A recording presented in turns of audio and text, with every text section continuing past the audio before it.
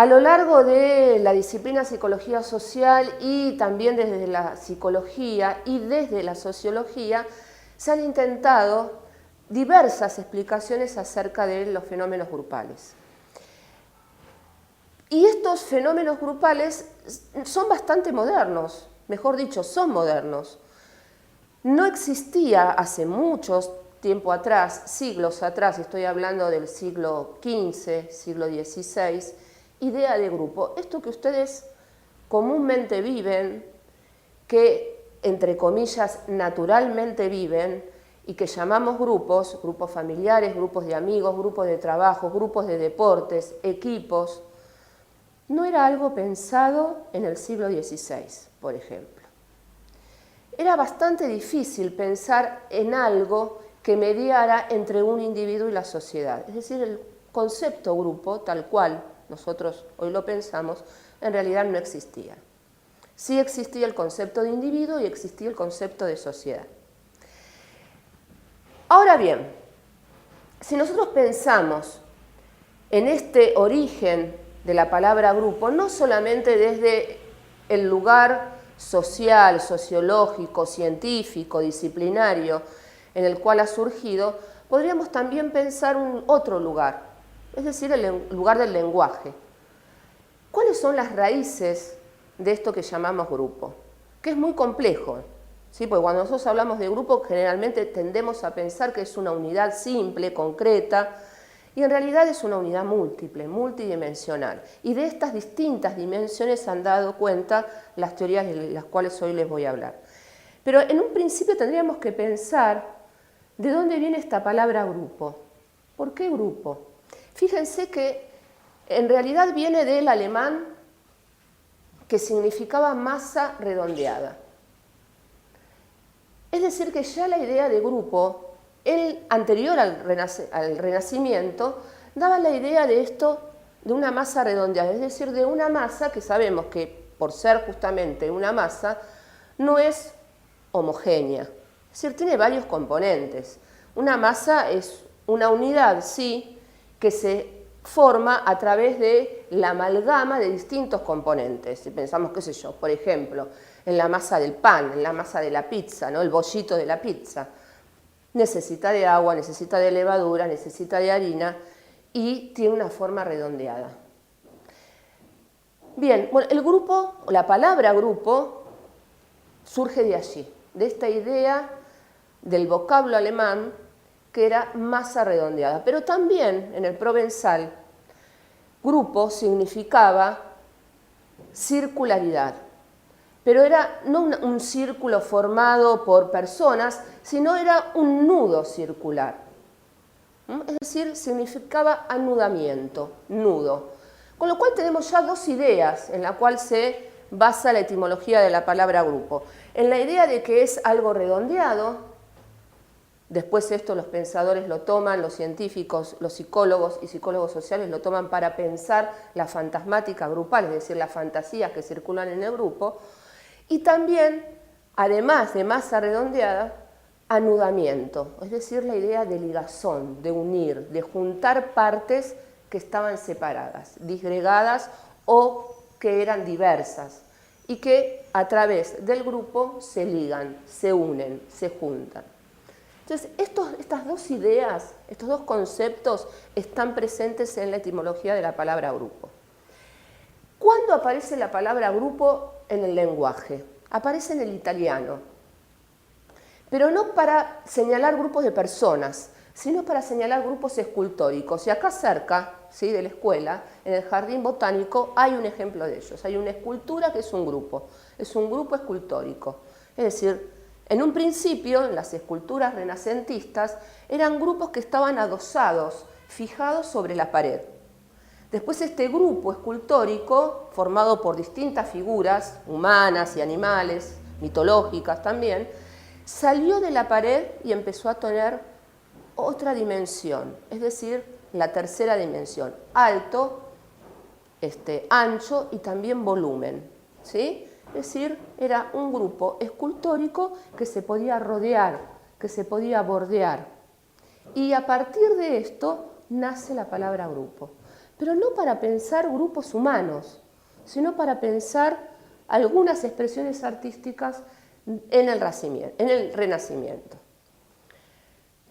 Pero allí empieza a mencionarse y a hablarse de grupos, desde el arte. Recién en el modernismo y conjuntamente con una serie de cambios subjetivos, comienza a pensarse y a usarse la palabra grupos para señalar grupos de personas. Pero no por casualidad, no porque alguien diga, bueno, esto que comúnmente hacemos forma, o lo vamos a llamar grupo, o tiene algo que ver con el grupo escultórico del Renacimiento, entonces le vamos a asignar también esta palabra. Ustedes saben que el lenguaje es una construcción social y al mismo tiempo que se va construyendo lenguaje es porque se están construyendo sujetos y subjetividades desde las sociedades como instituido de una manera distinta. Es decir, cuando se necesita una palabra para nombrar algo es porque hay sujetos que están haciendo ese algo. Es decir, cuando gira la producción de subjetividad hacia, por ejemplo, producciones económicas del orden del capitalismo, es cuando aparece la palabra grupo. Y también aparece la palabra grupo cuando la familia comienza a ser una familia nuclear, es decir, un pequeño grupo familiar. Anteriormente la familia era una familia extendida, con muchos hijos, donde se encargaba cada uno de ejercer un rol en la producción económica. El grupo familiar, además de un grupo de parentesco unido por el parentesco, era un grupo económico. Es el grupo del medioevo familiar que, disperso en la campiña, junta dinero, junta granos, junta producción para el rey o para el señor feudal, ¿sí? Pero era una familia extensa, amplia. Tampoco existía el concepto de niñez, por ejemplo, así como no existía el concepto de familia pequeña. Esto surge recién en la modernidad, con la familia nuclear, es decir, con el grupo pequeño familiar. Y ahí comienza a aparecer la palabra grupo, derivada de aquella palabra del Renacimiento, en lenguaje italiano, que significaba también grupo escultórico. Es decir, que la palabra grupo y el concepto de grupo es de ahora no más, porque si estamos pensando en siglo XVIII, siglo XIX, es una palabra reciente. Ahora bien, si nosotros pensamos en esto que es tan reciente, pero al mismo tiempo difícil de pensar, difícil de ser pensado el grupo, porque como formaba parte y como forma parte de la producción de subjetividad, es decir, de la producción de los sujetos, ¿sí?, que somos, la tenemos absolutamente naturalizada. Nacemos en grupos, vivimos en grupos, ¿sí? Es difícil que un sujeto que nace en el grupo familiar se ponga a teorizar acerca del grupo familiar en el cual nace. Para que esto se produzca, para que haya una teoría acerca de los grupos, tuvo que haberse vencido varios obstáculos. Uno entre ellos fue la naturalización de lo grupal. Es natural que vivamos en grupos. ¿Es natural o en realidad es social? De acuerdo a lo que estoy explicando, evidentemente no es natural, es social. Los grupos son una producción social, impensadas en otras épocas. Por lo tanto, tenemos al grupo como una unidad heterogénea, si pensamos en aquel vocablo masa, ¿sí? Tenemos al grupo también con una dificultad, que es esta tendencia de los seres humanos a naturalizar aquellas prácticas en las cuales nacemos, en las cuales vivimos. Y tenemos otro obstáculo también para pensar la palabra grupo, que tiene que ver con obstáculos del propio sujeto. Es decir, la ciencia no se hacía cargo, y cuando hablo de la ciencia estoy hablando específicamente de la sociología. No se hacía cargo de pensar esta palabra, de pensar este fenómeno, de pensar qué sucedía con los sujetos cuando estaban en grupo, o qué eran los grupos directamente. Si bien se hablaba de grupos familiares, desde la sociología se trabajaban dos conceptos, el de individuo y el de sociedad. Recién en la época moderna y a principios del siglo XX, fines del siglo XIX, es cuando aparece la necesidad de teorizar, de pensar los grupos. Desde un principio, nosotros tenemos una gran influencia de la sociología para pensar este concepto grupo, pero también tenemos una influencia interesante desde el psicoanálisis. Desde allí ha surgido la psicología social, como un encuentro de dos disciplinas.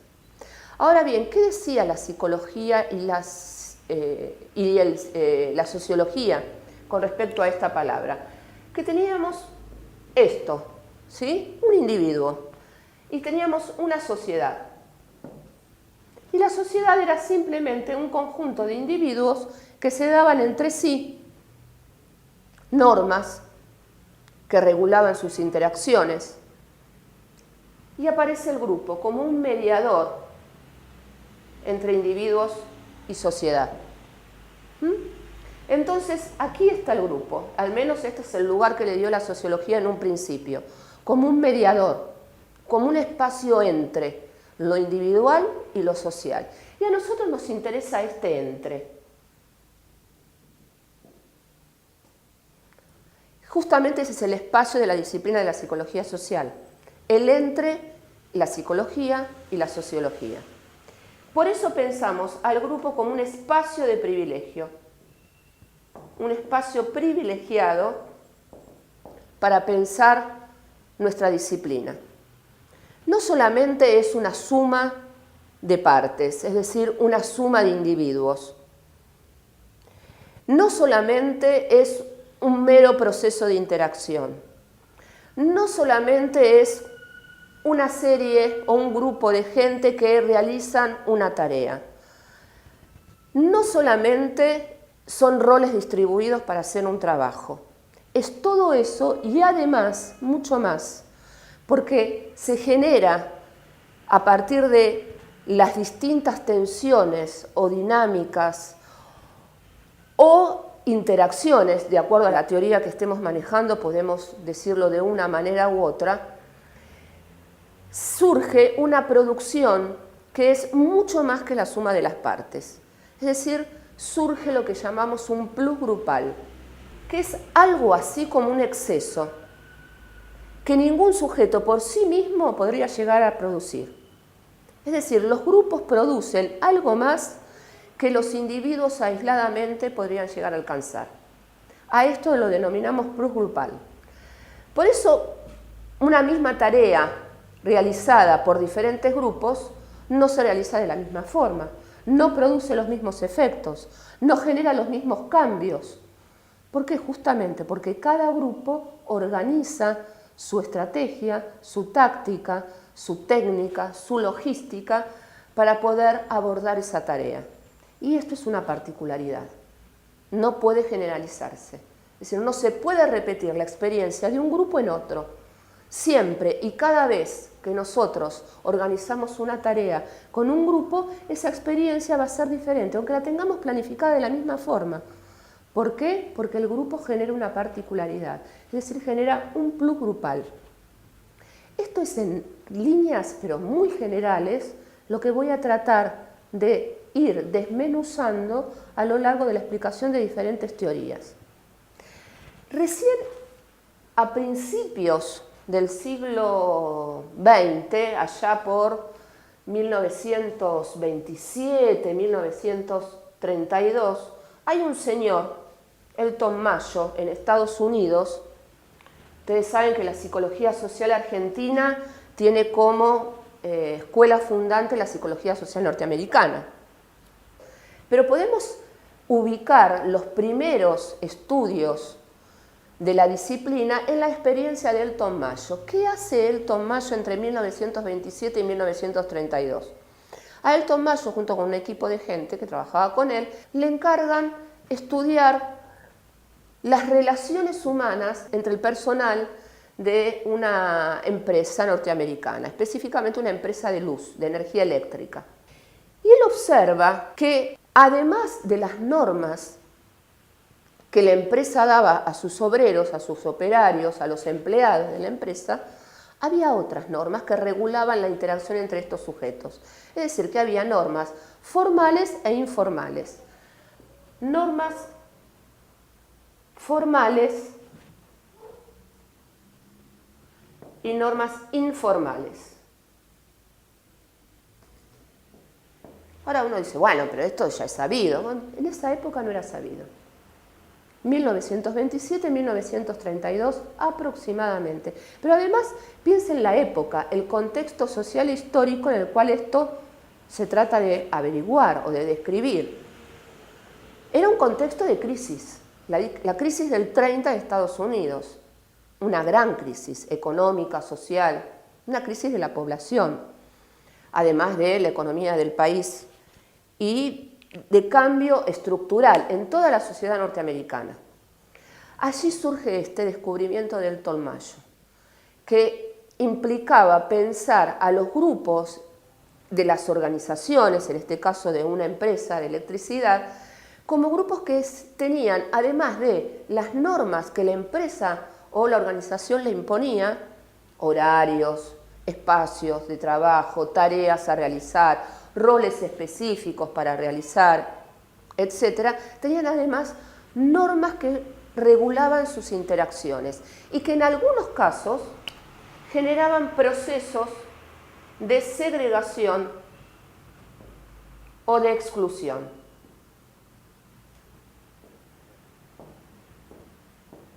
Interesante, ¿no? En momentos donde nosotros permanentemente hablamos de la exclusión social. Bueno, Elton Mayo, en 1927-32, comienza a hablar de lo que hoy conocemos como relaciones humanas. O también hoy lo conocemos como recursos humanos en las organizaciones. Y ahí aparece la problemática de los grupos. En este sentido me interesa mucho el enfoque que da Ana María Fernández, que es una estudiosa de los fenómenos grupales, docente de la UBA, de la cátedra Teoría y Técnica de los Grupos.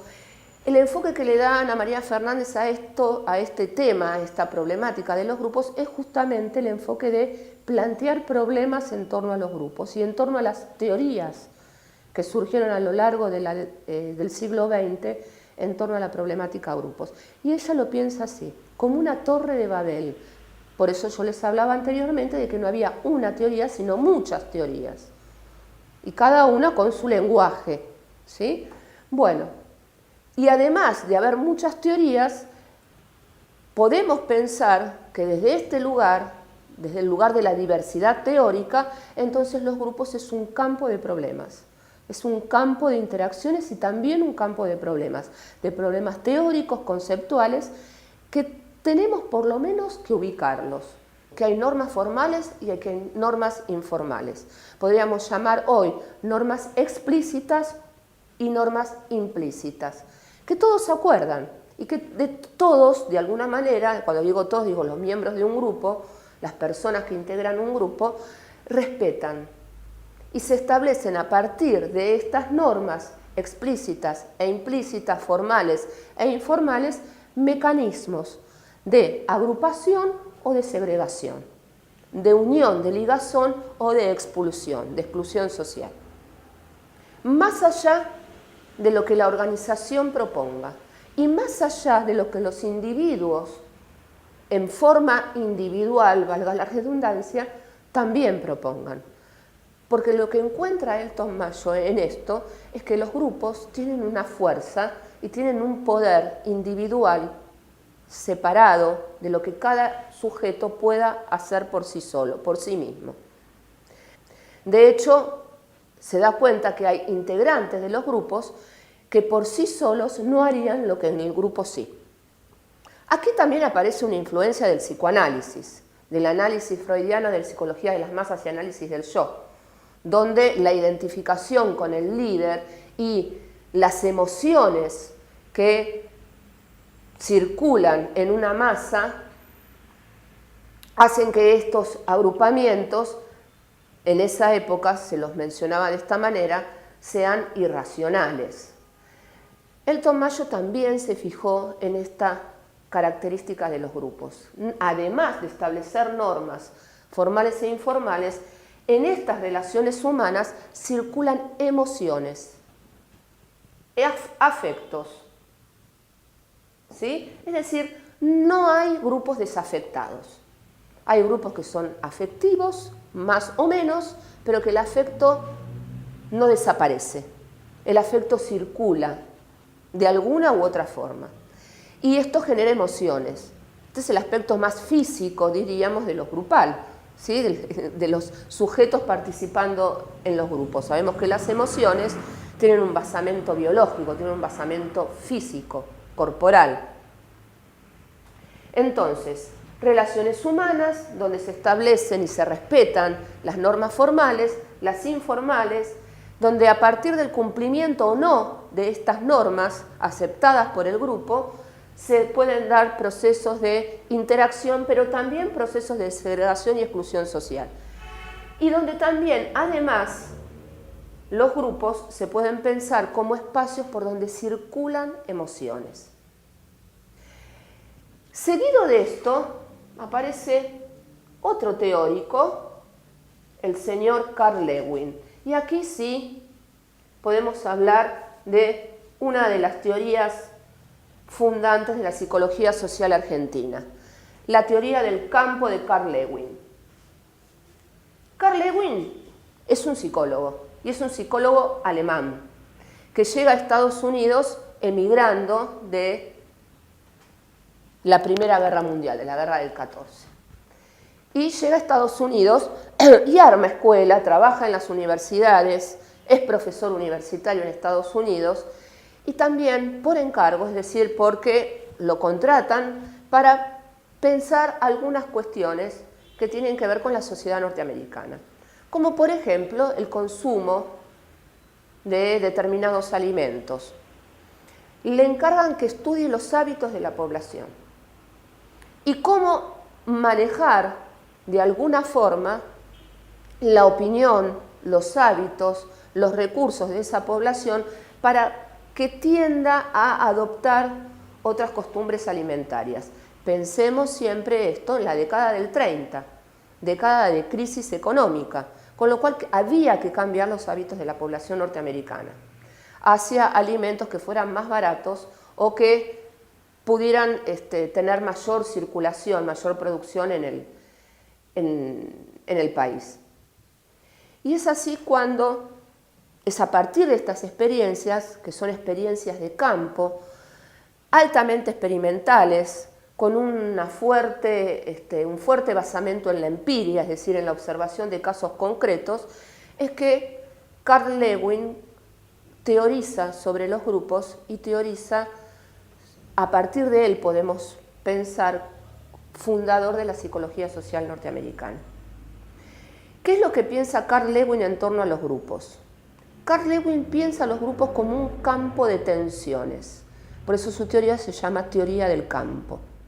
Entonces, para Carl Lewin, un grupo tiene energía. Energía que está circulando a través de diferentes tensiones, que pueden ser positivas o pueden ser negativas. Y estas tensiones positivas o negativas tienen que ver con cuánto el grupo, entonces estaríamos en presencia de tensiones positivas, se apega a su trabajo, se apega a su tarea, o sea, realiza aquello para lo cual fue convocado, para lo cual se han juntado las personas. Y tensiones negativas que él señala fundamentalmente las tensiones negativas relacionadas con la competencia. Entonces, tensiones positivas que tienen que ver con la tarea, con los objetivos, ¿sí? Y tensiones negativas que tienen que ver con la competencia entre los sujetos. De acuerdo a cómo estas fuerzas, porque él hablaba de fuerzas, incluso hablaba de vectores también, tenía un lenguaje, su teoría, un lenguaje, su teoría proveniente de la física, ¿sí? Es decir, observaba un campo, trataba de delimitar ese campo grupal, de decir, bueno, en este campo que voy a observar están participando tanta cantidad de sujetos, si hay más sujetos en las organizaciones, esto lo dejo afuera, lo saco, no lo pienso, pienso este campo grupal, llamémoslo equipo de ventas de la empresa XX, o llamémoslo obreros en la planta de producción de la fábrica tal, o grupo de amas de casa del barrio tal y tal. ¿Se entiende? Es decir, delimitar el campo es delimitar el grupo con el cual se va a trabajar. Es decir, que no son grupos naturales, son grupos artificiales, creados para una investigación concreta. No es que investiga Carl Lewin el grupo familiar, que es un grupo natural, el grupo del barrio de amigos, el grupo de un club de fútbol que se juntan para practicar fútbol los fines de semana. No, esos serían grupos naturales. Él arma grupos artificiales para investigar cómo circulan allí estas tensiones, cómo se liberan las energías, y así es donde surge en este momento lo que llamamos dinámica de grupos.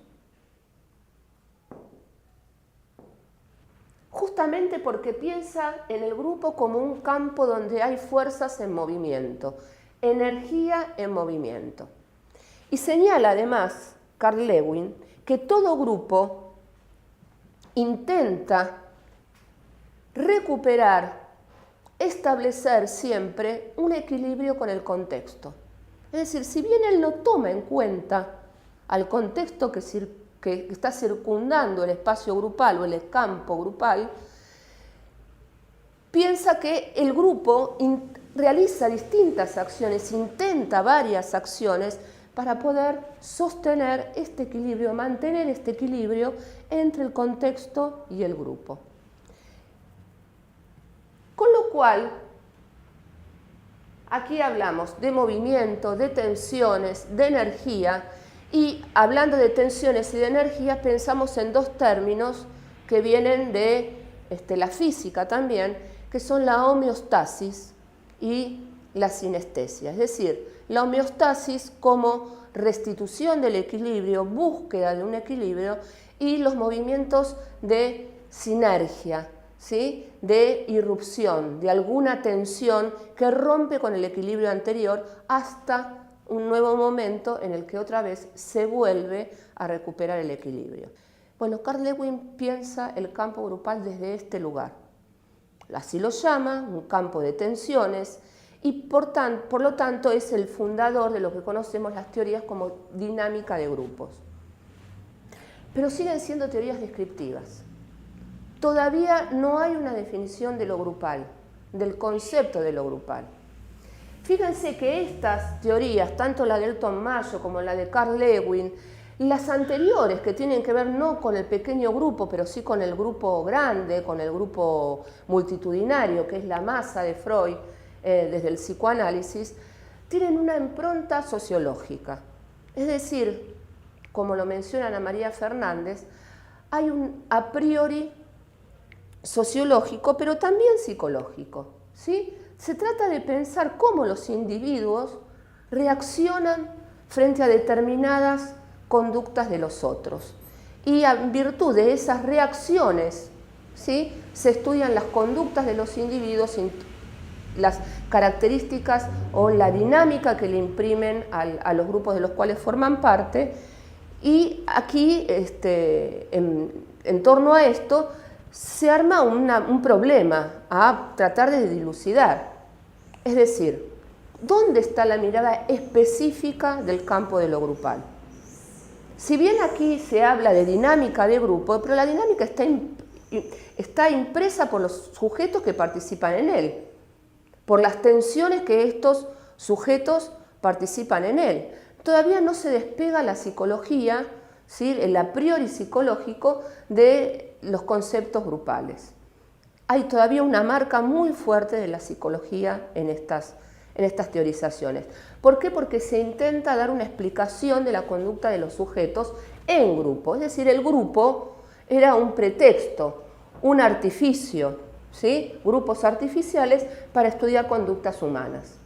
No hay nada todavía que hable específicamente del grupo en sí. es decir, del grupo como una unidad compleja que tiene aspectos específicos, ¿sí? Se estudia la conducta de los sujetos en grupo y el grupo es un modo, una técnica para poderla estudiar. Pero la mirada está puesta en el sujeto, en qué conductas realizan, cómo interactúan entre sí, cuáles son las tensiones que se dan entre las conductas de uno y las conductas del otro, qué conductas son provocadas por las conductas de los demás compañeros en el grupo, cuáles no. Y entonces, en torno a esto, cuando se habla de dinámica grupal, también se habla de manejo de grupos. Y esto es una metáfora que atraviesa el cuerpo de la teoría grupal.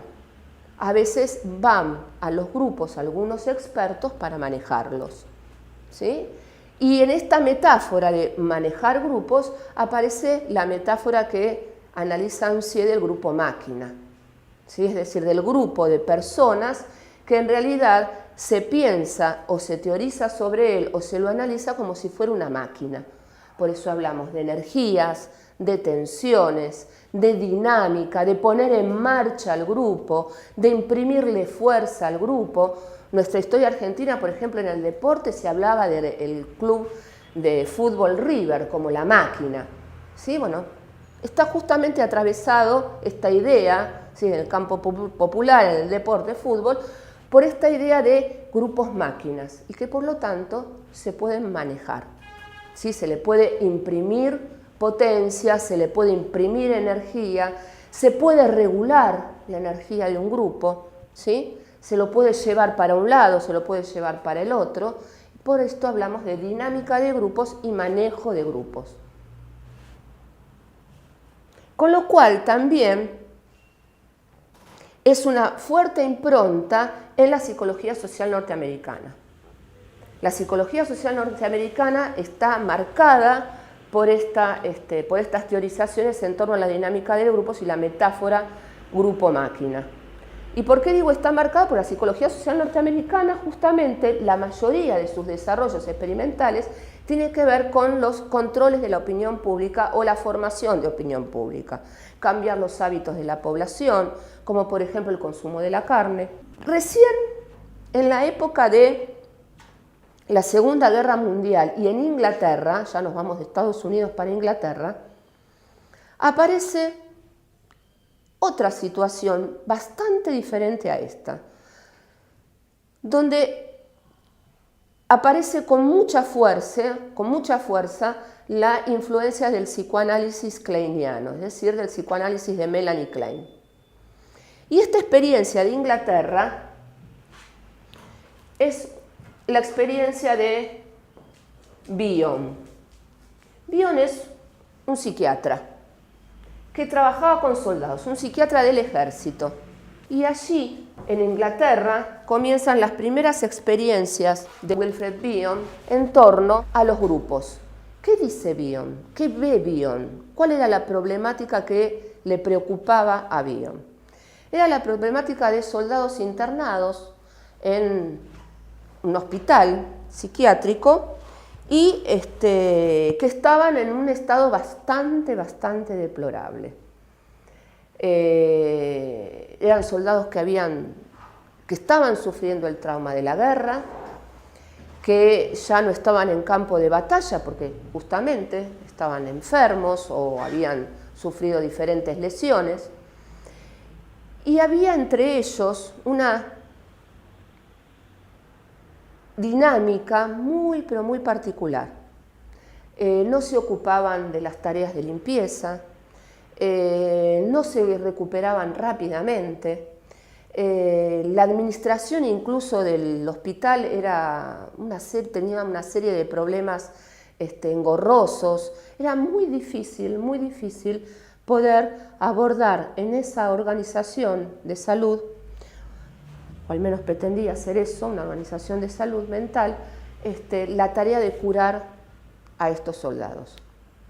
Él comienza entonces a pensar qué es lo que puede hacer con ellos, qué es lo que puede organizar entre ellos para generar otro estado de cosas y que les facilite el estar allí, el curarse, el hacer su proceso, diríamos hoy, siguiendo a Pichon-Rivière, su proceso corrector. Bueno, lo que encuentra Villon en esto, en esta experiencia, es que los soldados comienzan a tener una mayor recuperación, un mejor estado de ánimo, una mejor predisposición cuando les da simplemente una tarea. Es decir, cuando empiezan a organizarse en torno a una tarea. Incluso señala que los problemas administrativos del hospital comienzan a dejar de ser problemas cuando los enfermos empiezan a tener tareas y a interactuar entre sí de otra manera. Es decir, acordando tareas, distribuyéndose distintos roles en torno a las tareas o trabajos que tenían que hacer. Wilfred Bion tiene una influencia en todo su desarrollo kleiniana, del psicoanálisis kleiniano. Y él arma una teoría acerca de los grupos que tiene que ver con sus observaciones en este hospital. Y entonces a estos grupos que tienen un trabajo, que se dedican a ese trabajo, que en ese momento eran trabajos, por ejemplo, de aseo del hospital, organización de la comida, de los mismos compañeros que estaban internados allí. Pero estas simples tareas ponen en marcha un proceso diferente. A estos grupos, cuando se organizan en torno a una tarea, él los llama grupos de tarea o grupos de trabajo. Nosotros hoy decimos que están organizados en torno a una tarea. Para Bion no era la tarea el organizador.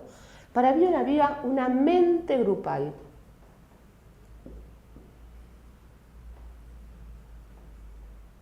Y que por lo tanto había fantasías. ¿Sí? Cuando los sujetos que participaban en el grupo de trabajo se podían conectar con la realidad, es decir, con lo real, entonces allí había trabajo, allí había producción y allí había cura, un proceso corrector. Ahora, cuando los organizadores de sus interacciones estaban en torno a las fantasías, eran las fantasías, entonces él llama a esos grupos supuestos básicos.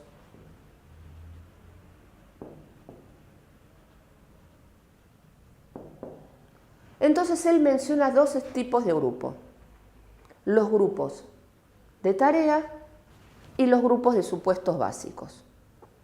¿Qué dice de ambos? Bueno, el grupo de tarea es un grupo organizado, tiende a la organización, al desarrollo de las tareas específicas que ese grupo se ha dado como objetivo, como trabajo a realizar. Están más conectados con la realidad, el principio de realidad funciona, por lo tanto el proceso corrector y la conexión de yo a yo, identificatorias, también se produce, y además tienen una dinámica de funcionamiento mucho más distendida, ¿sí?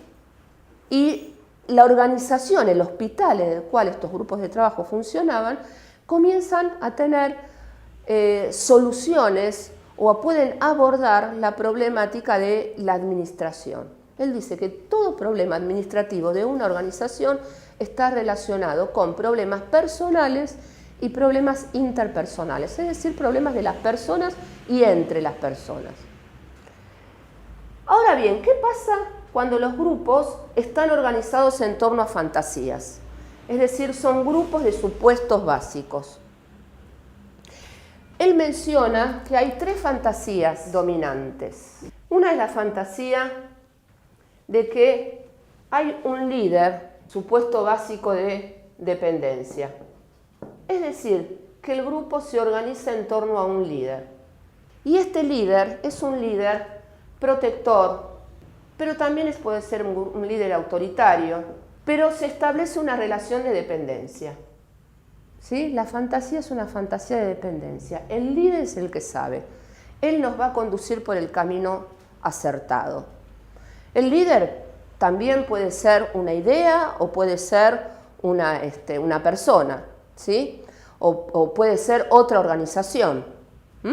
Pero fíjense, nosotros en las sociedades latinoamericanas tenemos muchos ejemplos de líderes que se han constituido, ¿sí?, como tales en un proceso donde los grupos sociales le adjudican a estas personas el poder de resolver los problemas.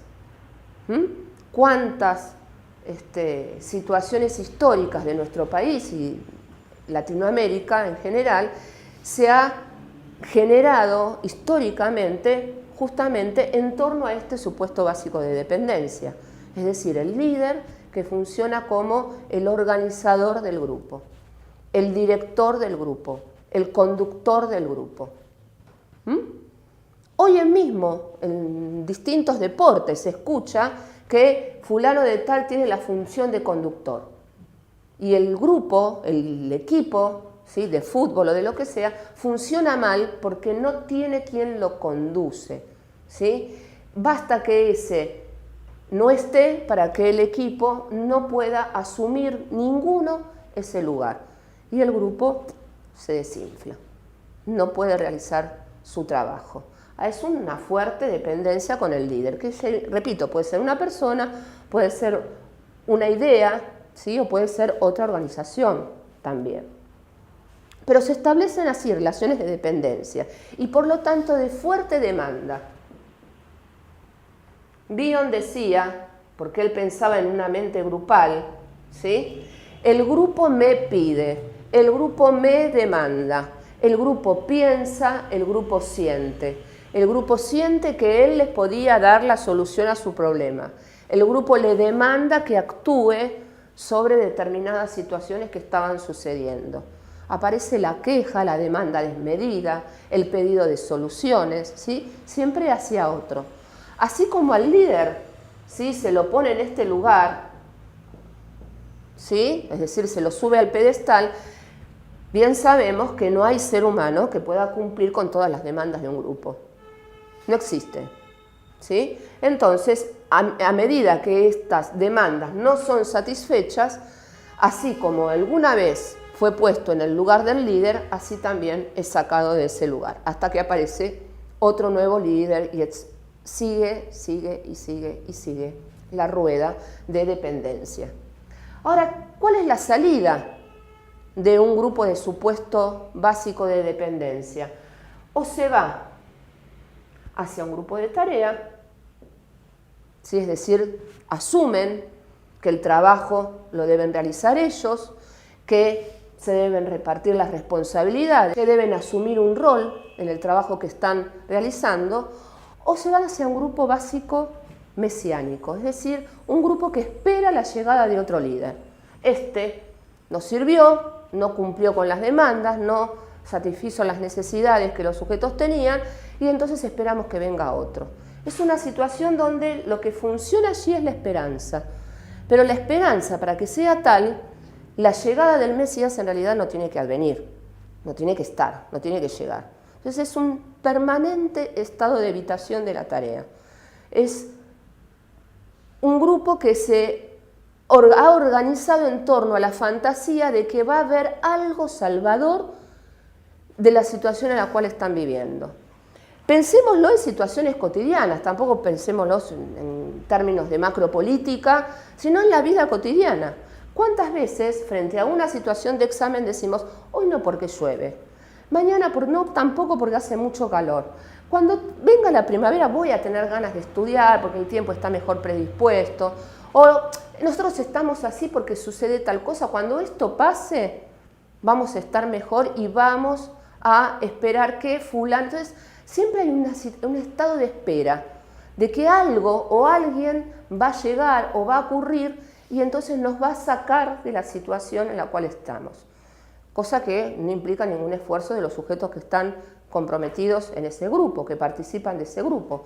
Siempre tiene que venir algo de afuera o alguien de afuera, que puede ser una idea, que puede ser una persona, que puede ser un estado de cosas, ¿sí?, la generación de determinadas cuestiones para que ese grupo o esa organización pueda abordar el trabajo que tiene. Entonces, no, hasta que el contexto no cambie, no podemos hacer nada, por ejemplo. ¿sí? Si no me cambian las reglas del juego, tampoco vamos a esperar que cambien las reglas del juego para que podamos hacer algo. No, si ustedes no cambian, nosotros tampoco vamos a cambiar. Siempre está puesta la situación en la llegada de algún cambio, de alguna idea, de algún líder que por afuera va a venir a darnos la solución o va a facilitarnos la tarea que tenemos que realizar. Pero siempre estamos esperando algo. El supuesto básico en torno a esta idea mesiánica tiene que ver con esto, con la espera. La esperanza de algo que va a llegar y nos va a salvar, ¿sí? Salvación.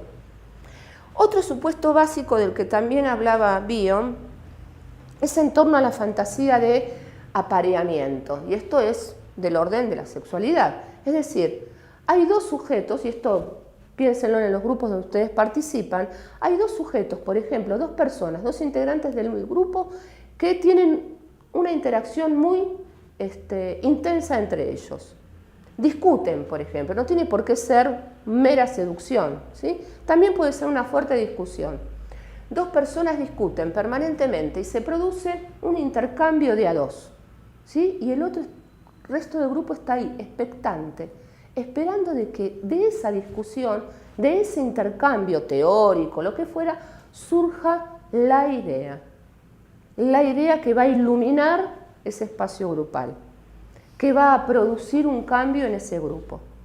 Es decir, hay la fantasía, existe la fantasía de que ese apareamiento, de que esa unión de dos va a surgir algo que va a facilitar el trabajo grupal o que va a facilitar la producción grupal.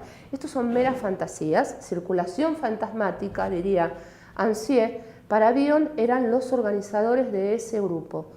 Pensaba el grupo de supuesto básico como un grupo, con una mente grupal funcionando en torno de estas fantasías. Si bien no es la línea teórica que nosotros seguimos, ni la práctica que nosotros seguimos, lo tomamos como un aporte interesante, en el sentido de que desde allí, en la historia de los grupos, en este recorrido que estoy haciendo de la historia de las teorías de los grupos, aparece por primera vez a partir de estas experiencias, las experiencias de Bion, lo que llamamos la psicoterapia de grupo, porque se piensa el grupo como una totalidad. No se piensa el grupo como una unidad múltiple, diríamos, ¿sí? O como sujetos interactuando allí, tratando de analizar las interacciones, sino al grupo como una totalidad. Por lo tanto, el grupo tiene mente, una mente grupal, que no es nuestra línea teórica. Pero aportan en este sentido. Surgen a partir de estas experiencias las experiencias de psicoterapia de grupo, es decir, se analiza, se estudia, se trabaja con el grupo como una totalidad, como una unión. Esto desde el lado de la psicología, hasta aquí. ¿Qué dice la filosofía acerca de los grupos? Y aquí tenemos que pensar en Sartre, que es otra persona, otra línea teórica desde el lugar de la filosofía, que, no sé si tú estás grabando, ¿no? Sí. ¿Sí? Bueno, sí. Chao. Bueno, Sartre lo toma Pichon Rivière también desde... Sí, tuviste que cortar. Retomamos Sartre. ¿Qué? Que me paré porque me había olvidado. Bueno, también había otro supuesto básico, habíamos mencionado supuesto básico de dependencia, supuesto básico mesiánico, ¿sí? O de emparejamiento o apareamiento, que es de este grupo, de esta pareja va a surgir, ¿sí? un líder mesiánico.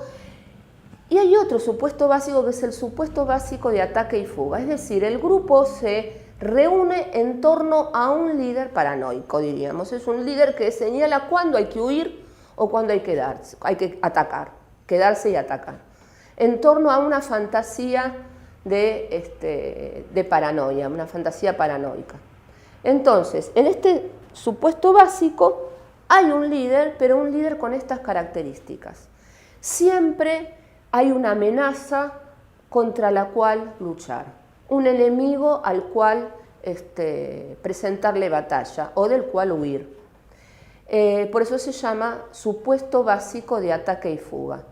La fantasía dominante es que es justamente esto, el grupo está amenazado, siendo amenazado por algo del exterior que lo ataca, o algo por lo tanto, algo de lo cual tiene que huir, tiene que escapar. Y pone en este lugar de líder paranoico a uno o a unos miembros del grupo, o a varios. Pero tienen esta misión, el líder paranoico tiene que decir cuándo atacar o cuándo huir. ¿Sí? Cumpliría el rol del estratega, que funciona bárbaro en las organizaciones armadas, por ejemplo. Por suerte, el ejército tiene un líder paranoico, es decir, el general, el coronel, ¿sí?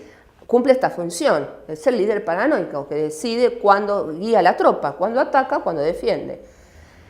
Ahora, en otros grupos, con otras tareas, con otras misiones, que están insertos en otras organizaciones o instituciones, un supuesto básico de ataque y fuga implica también esto, no hacerse cargo de la tarea, ¿sí? Estamos siempre pensando en la amenaza, ¿no? En la detección de algún enemigo, siempre externo.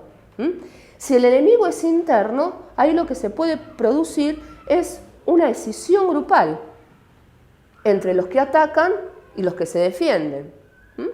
Y cada bando, diríamos, también tiene su líder en su lugar, que determina cuándo atacar y cuándo defender.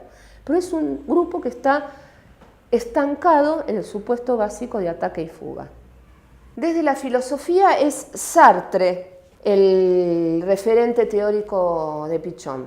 Sartre plantea distintas formaciones grupales en un proceso. Él en realidad trata de ver, de fundamentar cuál es su mirada acerca de los procesos grupales en un análisis filosófico, es decir, cómo se gestan, cómo se generan, cómo se transforman, cómo se van haciendo los grupos, qué es lo que les da vida y cómo se van transformando en su proceso, en su historia grupal. Y él trata de pensar desde la filosofía el origen de los grupos, es decir, dice que la multitud, esto que también llamamos muchedumbre, él lo llama colectivo social, es decir, un colectivo no es un grupo. Pero es el basamento, es la base sobre la cual se van a fundar los grupos, o sobre las cuales se van a producir grupos, o se van a ir haciendo los grupos.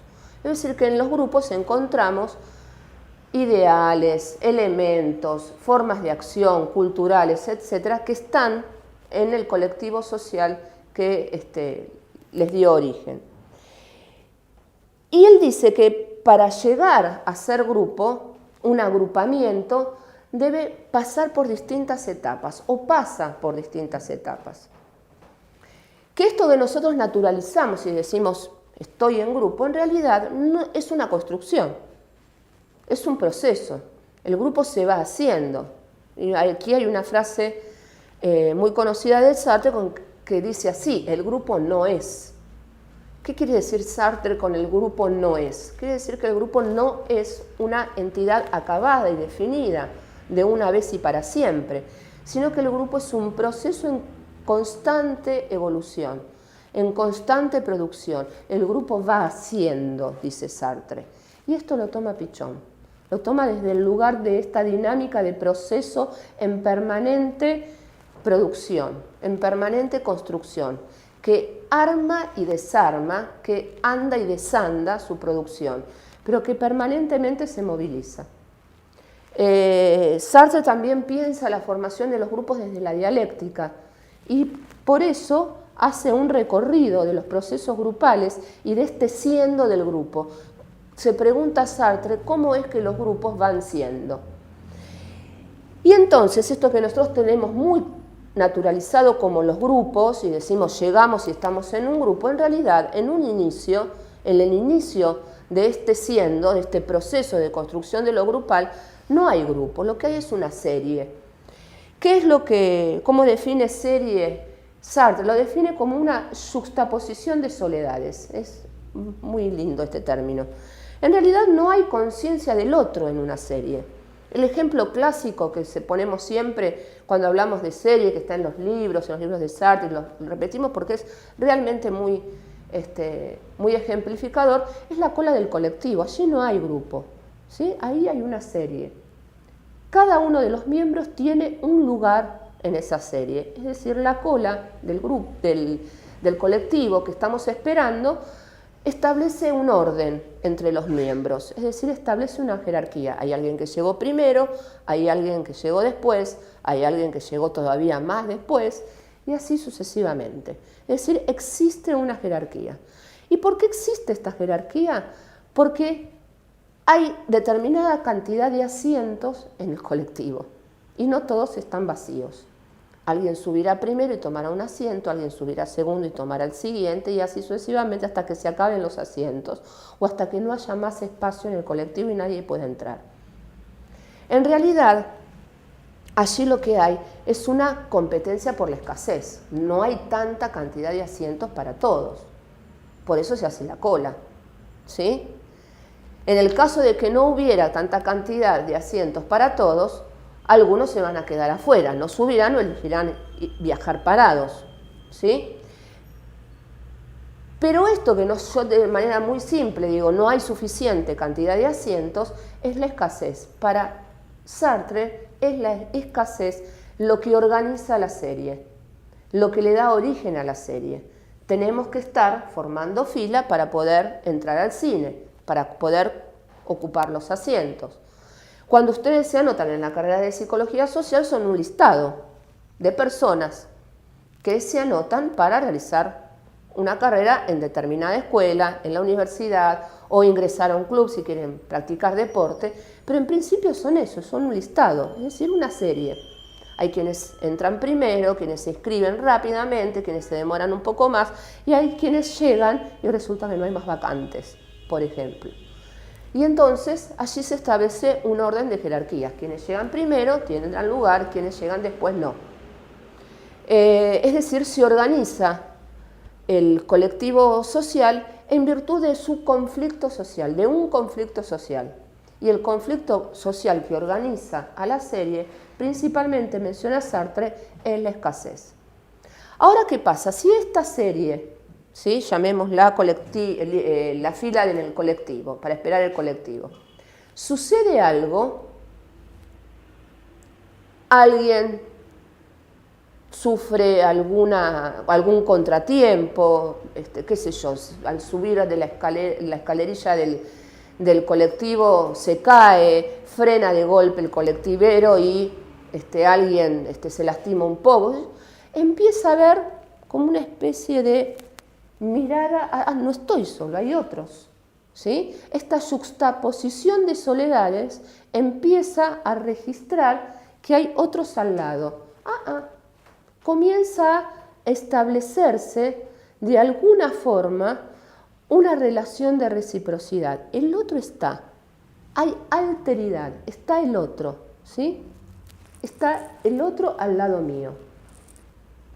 Ahora, entre esta noción de establecer reciprocidad y alteridad, hay presencia del otro, pero también puede haber un salto cualitativo un poquito más grande. No solamente el otro está al lado mío, ¿sí? Sino que también además lo necesito. Pero eso es un salto cualitativo mucho más importante y mucho más trascendente para la formación de un grupo. En principio tenemos otros. Tenemos otros al lado y se establecen relaciones de reciprocidad. En estas relaciones de reciprocidad podemos pasar de la serie a un grupo que llamamos grupo fusionado, ¿sí? Grupo fusión. ¿Qué es el grupo fusión? Donde estamos juntos, pero estamos todos juntos, amontonados. Todavía hay una percepción del otro, pero del otro sin grandes diferenciaciones. Son los primeros momentos grupales, cuando ustedes empiezan a participar de la carrera de Psicología Social, por ejemplo, o de cualquier otro colectivo, de cualquier otro grupo, y saben, empiezan a registrar que medianamente eran 10 o 12 en el grupo, que saben por la cantidad de sillas que se ocupan o la cantidad de espacio que se va ocupando, si están todos o no están todos, pero todavía no se pueden acordar o recordar si el que faltó o el que está presente es Juan, Pedro o María, ¿sí? Hay algo que empieza a percibirse, ¿sí?, como una fusión, como un grupo fusionado, que incluso funciona y es percibido en su totalidad, pero no en sus partes, ¿sí? No hay una discriminación todavía del yo y del no yo en ese grupo. Hay una amalgama, ¿sí?, una mezcla con el otro. Y entonces hablamos de un grupo fusionado. Si bien el grupo fusionado es una característica más superadora de la serie porque se percibe, ¿sí?, la presencia de otros, todavía no podemos pensar que es un grupo propiamente dicho porque allí no hay un planteamiento de objetivos en común. Hay objetivos comunes, ¿sí? Todos estamos acá para estudiar más o menos lo mismo, pero todavía no hemos desarrollado un objetivo en común entre nosotros, es decir, en comunidad, entre nosotros. Tenemos intereses comunes. Otro salto cualitativo mediante la interacción, mediante el seguir trabajando juntos, es pasar a un grupo juramentado, es decir, el grupo se siente perteneciente, los integrantes se sienten pertenecientes a ese grupo y se juramentan la participación a través de distintos rituales o distintos hábitos. Se hacen, por ejemplo, rondas de mate, participación de determinados hábitos o rituales, ¿no? Es decir, estamos y repartimos algo entre todos. Y además registro que están los otros conmigo aquí. Pero además el grupo juramentado tiene un fuerte nivel de pertenencia, de reciprocidad. La interacción grupal permite que este grupo juramentado empiece a distribuir y a tener cada vez mayor capacidad para discriminar distintas tareas y distintos roles en el grupo. Y es allí cuando Sartre habla de los grupos organizados, es decir, los grupos que se distribuyen roles, se distribuyen tareas y comienzan a organizarse en función de estas tareas que desarrollan y en función de estos roles que distribuyen. Ahora bien, la interacción, la vuelta permanente en torno a determinadas organizaciones o distribución de roles, el realizar una tarea, para Sartre implica un riesgo, que es el riesgo de la burocratización, es decir, de burocratizarse, de rigidizar la distribución de roles, la distribución de tareas, de rigidizar la organización. Y este es un conflicto social que también Sartre menciona como movilizador de los procesos grupales, como movilizador de este siendo, de esta construcción grupal permanente. El conflicto social. No podemos pensar el desarrollo de los grupos, los procesos grupales sin conflicto. La palabra conflicto tiene mala prensa, ¿sí? Generalmente se dice vamos a tratar de calmar los conflictos, vamos a tratar de apaciguar los conflictos, vamos a tratar de resolver los conflictos.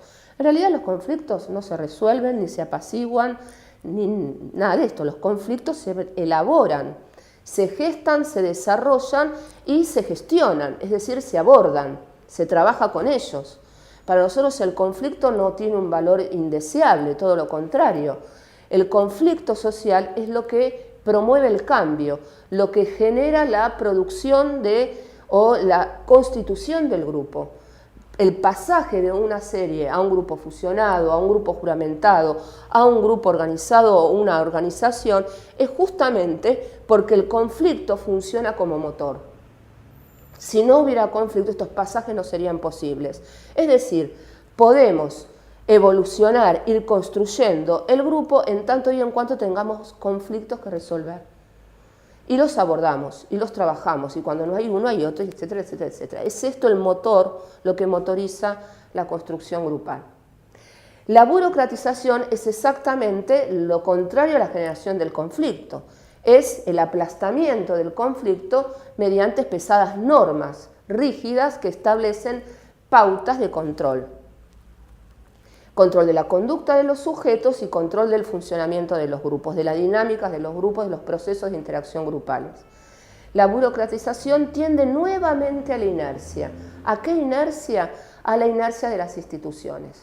Las instituciones son justamente aparatos sociales, organismos sociales, que se instituyen en torno a la burocratización, en torno a la rigidización de lo que alguna vez fue grupo organizado y en permanente movimiento. Entonces, la institución apunta hacia la burocratización.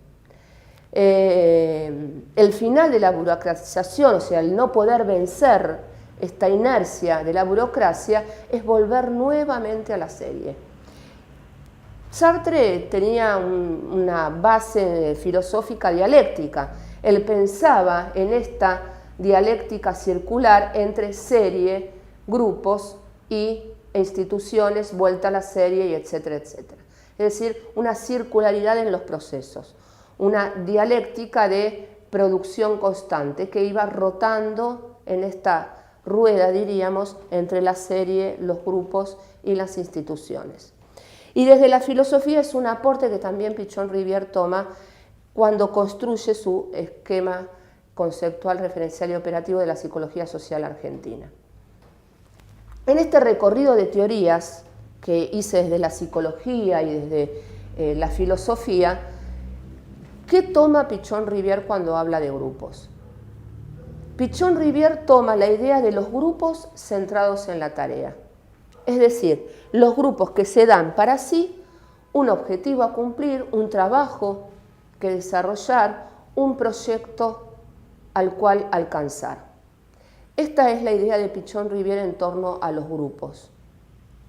En las otras teorías, como señale el organizador, siempre un organizador que funcionaba por afuera, en el caso del liderazgo externo, o funcionaba desde adentro de los grupos, pero a nivel fantasmático.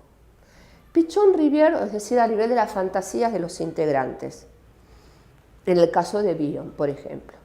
Pichon-Rivière,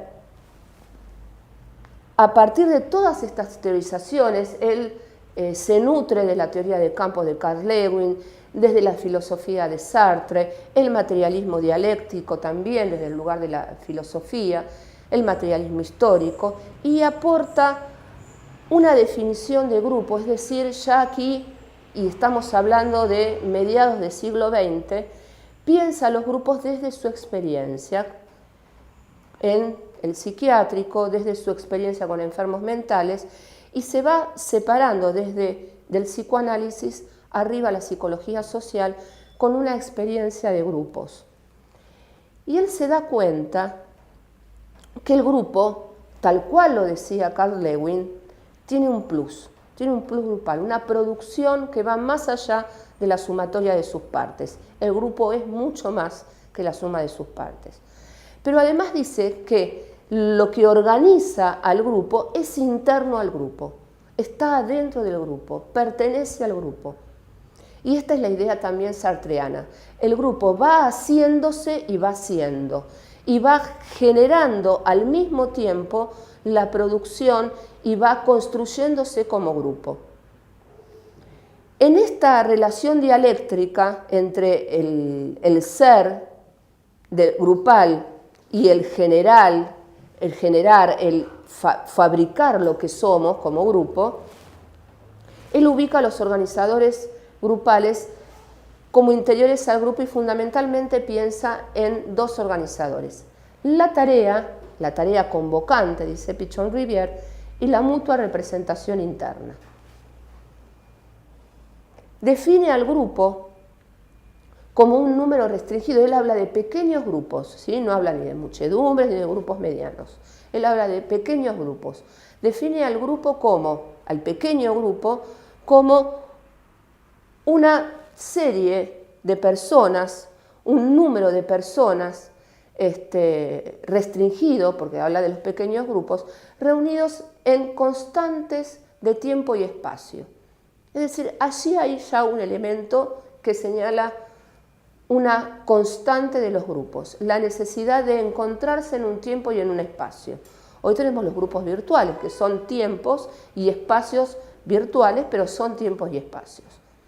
Entonces, reunión de personas, de un número determinado de personas, reducido, no amplio, que se reúnen en un espacio y un tiempo común y que acuerdan realizar una tarea que constituye su finalidad.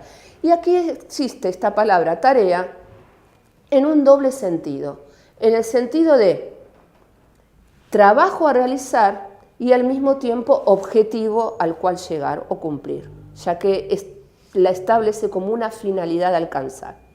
Este es el doble significado de la palabra tarea en la definición de Enrique Pichon Rivière. Es decir, vuelvo a repetir desde el inicio, un número de personas reducido, restringido, que se reúnen en un espacio y un tiempo en común, que realizan una tarea que constituye esta tarea su finalidad y que están articulados, dice Pichon Rivière, es decir, enlazados, articulados, que han hecho ligazón a través de la mutua representación interna.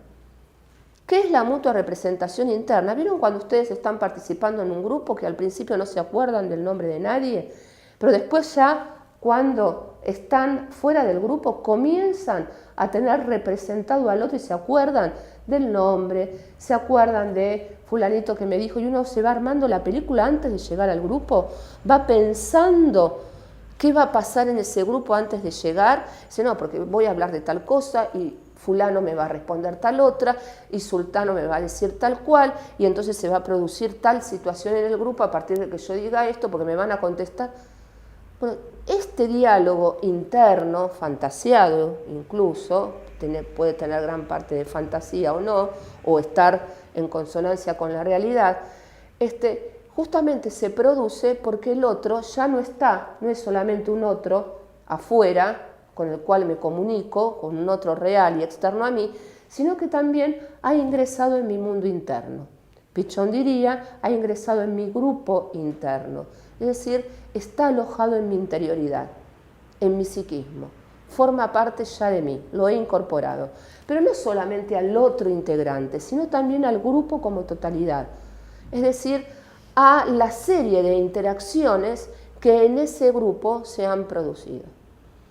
Y a cada uno de los miembros, con su rol, con sus características, con su forma de decir y actuar, con sus gestos, con su forma de dirigirse hacia mí, con los afectos y con las emociones que allá el Tom Mayo había descubierto que en el grupo circulaban. Pero esta mutua representación interna, más la tarea, más un espacio y un tiempo en el cual nosotros nos reunimos para compartir estas cosas, todavía no son del todo, no alcanzan para definir un grupo. Hay algo más. Este grupo, además, o cualquier grupo, además de tener una tarea, de estar sus miembros articulados, es decir, ligados por la mutua representación interna, además se someten entre sí, y cuando digo se someten es porque lo arman entre sí, circula entre sí y se generan entre sí un proceso complejo de adjudicación y asunción de roles. Es decir, en un grupo hay roles a cumplir y estos roles a cumplir se reparten de alguna manera en la dinámica grupal. Y digo de alguna manera porque no existe una manera, sino que esta manera en la cual los integrantes de grupos van distribuyendo sus roles, van asumiendo y adjudicando roles, es un ir haciendo el grupo. Es la manera en que esos integrantes se han encontrado para distribuirse las tareas en ese grupo. Pichon Rivière identificó principalmente dos roles importantes que quiero mencionar. El rol del líder, pero él lo asume como, o lo define como un rol de liderazgo de tarea, el líder de la tarea, es decir, el líder que articula entre la tarea como proyecto, la tarea como objetivo y la tarea trabajo, que puede ser una persona o que puede ser un subgrupo, ¿sí? O pueden ser varios que asumen alternativamente este rol. Y también, y esto es una invención, una creación de Pichon-Rivière, teoriza acerca del rol del portavoz. ¿Quién es este portavoz? ¿Qué características tiene el rol del portavoz? Es el sujeto que, debido a su verticalidad, puede señalar, puede decir, puede transmitir, puede explicitar lo que en la latencia grupal va sucediendo. Es decir, aquello que no está dicho, pero que late y de alguna manera insiste, es dicho, es transportado, es llevado hacia lo explícito por el portavoz. Es decir, que el portavoz se constituye en un rol de la misma manera que el líder, gracias a que su verticalidad se junta, puede hacer conexión con la horizontalidad del grupo. El líder asume el rol de liderazgo de la tarea, un rol que es apreciado, diríamos, por la mayoría de los sujetos que participan en un grupo, y el otro es el rol del portavoz que, gracias a su verticalidad, puede hablar, puede decir, puede transmitir lo que en la latencia del grupo está latiendo y quiere emerger. Es decir, es el portavoz de la latencia grupal. Con lo cual también Pichon-Rivière piensa en los grupos en diferentes planos. Piensa en un grupo donde hay un plano de lo manifiesto, de lo explícito, de lo que decimos, hablamos, conversamos, de lo que incluso gestualmente transmitimos a través de la comunicación, y hay un plano de lo implícito, de lo latente, que trata permanentemente de ser explicitado y que es el portavoz el que se encarga de hacerlo. Otro rol que Pichon-Rivière señala y describe en el funcionamiento del grupo, en este proceso de ir haciendo grupo, es el rol del chivo expiatorio. ¿Quién es el chivo? Es la persona que se hace cargo de aquellos aspectos grupales que son negados o que son rechazados por el resto de los integrantes. Aquí también la verticalidad del sujeto se une a la horizontalidad del grupo y entonces aparece este chivo emisario, chivo expiatorio, que es aquel que se puede hacer cargo de la parte negativa del grupo, de esos aspectos que el grupo no quiere, o que los integrantes, mejor dicho, del grupo no quieren asumir. Se puede hacer cargo de la tontería, de la incapacidad para resolver problemas, de la torpeza, del no entendimiento, de la dificultad para abordar una situación de aprendizaje, es decir, se hace cargo de la parte más pesada del grupo, de aquello que el grupo quiere negar, ¿sí? O que no quiere asumir y repartirse las cargas. Siempre, cuando hablamos de proceso de adjudicación y asunción de roles, hablamos como un proceso donde siempre funcionan pares complementarios entre sí. Es decir, hay un líder, hay un chivo. Si hay un líder de la tarea, inmediatamente también nos podemos fijar en qué lugar están situadas las partes negativas del grupo, en qué integrantes. Estos roles actúan complementariamente. Hay alguien que se carga de la parte más positiva y hay otros que se encargan de la parte más negativa del grupo.